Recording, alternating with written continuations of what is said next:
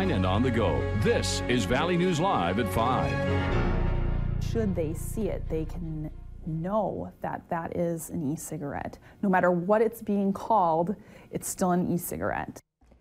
It's a serious problem. Fargo Cass Public Health says devices are turning up in schools that parents and teachers don't know are being used as e-cigarettes, and they're becoming increasingly hard to identify. Tonight, Valley News Team's Melanie Palmer digs into the story and tells us what every parent needs to know.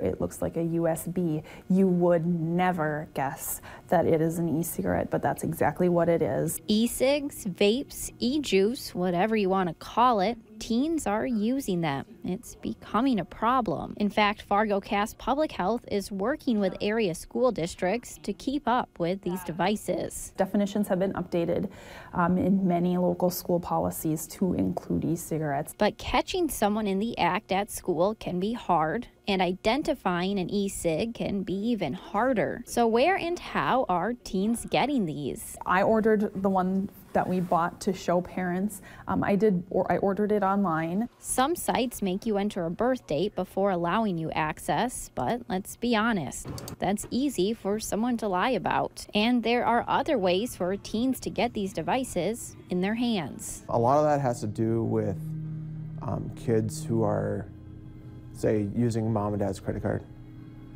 A lot of that has to do with parents not actually watching what's going on. Brian Power is the manager at Dutchman Vapors in Fargo. He says he is doing what he can to make sure customers coming in aren't buying for minors. Me personally, if one person out of 4 people get out of a car and they come in here and shop, I do ask that the people come in and show me the ID. Right now, they only sell products in their stores, but for parents whose teens may be buying these products online, they need to be on alert. Marky Guard says if you find something that looks like an e-cig or something that just doesn't seem right, Google it. And if your child is under the age of 18, then take it away. In Fargo, Melanie Palmer, Valley News Live.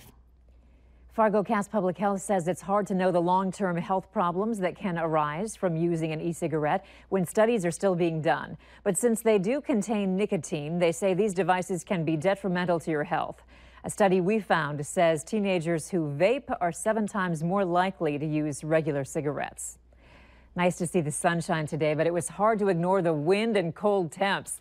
Hutch, it sounds like it's going to be brutal overnight. Indeed it is. That's because the winds are still quite strong out of the west and northwest across the valley, gusting over 20 miles per hour in spots, and I don't expect that to end anytime soon. Where we have significant snow on the ground, particularly around Roseau County and the Lake of the Woods area, visibilities are still reduced. Picking up that fluffy snow, drifting it over roads, and freezing on the roads, continuing to create icy conditions. So please travel with care. Wind speeds are still, as mentioned, gusting quite strong. Now, cold air temperatures also are going to be an issue tonight.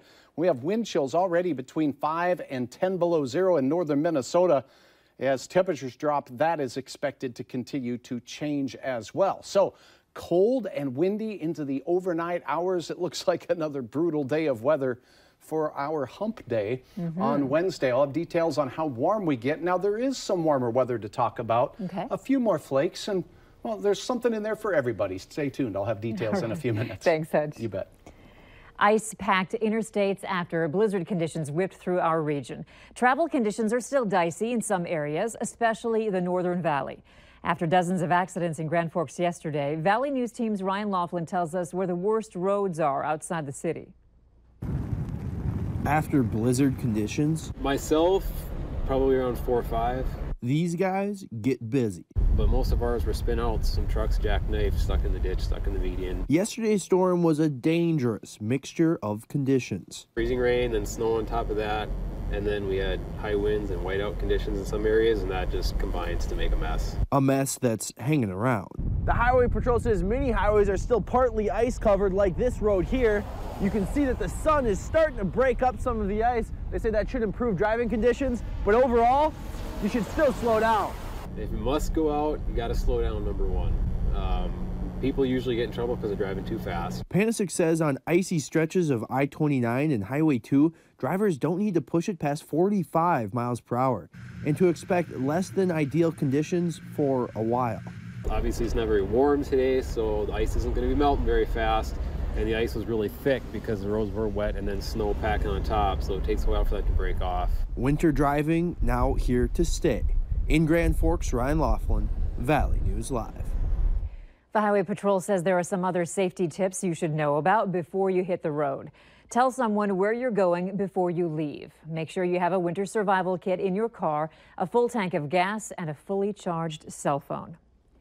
And the first big snowstorm of the season created some dangerous travel conditions in the Twin Cities. Here's some video of what it looked like in Minneapolis last night. There were more than 400 crashes and 500 spinouts reported. A statewide service allowing Minnesotans to send a text message to 911 during an emergency is up and running. State officials say text to 911 will be especially beneficial for people who are deaf or unable to speak. And it will allow victims who may not be able to talk while a crime is being committed a way to contact police. To use the service, a person would type 911 in the number field and then type the nature of the emergency and a location in the body of the text message. Dispatchers at all of the state's 104 emergency dispatch centers have been trained on the texting technology. A dry sewer trap stunk up Discovery Middle School today. The smell was so potent that 2 classes had to be moved. The district says the problem will be taken care of by Wednesday and doesn't expect any delays with Discovery Middle School.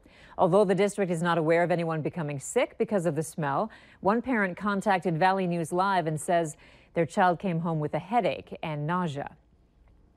The state of Minnesota is dealing with a harsh financial reality after a budget projection released today shows a deficit of $188 million for the current 2-year financial cycle. But that may not be the worst of it, as the projections further down the road look even worse, tacking on almost $400 million more to the deficit over the next 3 years. Federal budget changes could change that projection either way, but the bleak outlook comes after a string of budget surpluses in recent years and more than $650 million in tax breaks passed by the Republican-led legislature earlier this year. The legislature will look to fix these issues when they resume work on February 20th. President Trump has reportedly informed the Palestinian president during a phone call of his plans to move the U.S. embassy from Tel Aviv to Jerusalem. In a statement, the Palestinian president warned Trump that any change would have detrimental consequences to the peace process. Israelis have long considered the sacred city of Jerusalem as their capital. Multiple world leaders have spoken out against the move.